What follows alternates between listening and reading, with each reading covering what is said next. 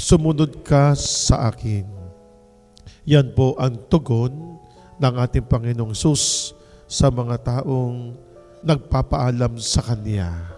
Bilang mga Kristiyano, Katoliko, bilang mga anak ng Diyos, bilang mga naglilingkod, bilang sumusunod sa kalooban ng Amang nasa langit, kapag po tayo ay merong mga gawain, nais lamang pong iparating sa atin ng ating Panginoong Diyos na unahin muna natin ang ating Panginoong Diyos bago ang lahat.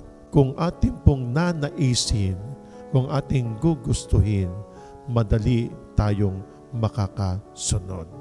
Mahirap nga po, pero pagdating sa bandang huli, luwalhati, kasiyahan, kalugod-lugod ang ating matatamo. Sa bawat pagkilos natin, kung lagi natin pong nanaisin na ang Diyos ay nating kasama, banggitin mo lamang po ang kanyang pangalan, ikaw ay hindi niya pababayaan.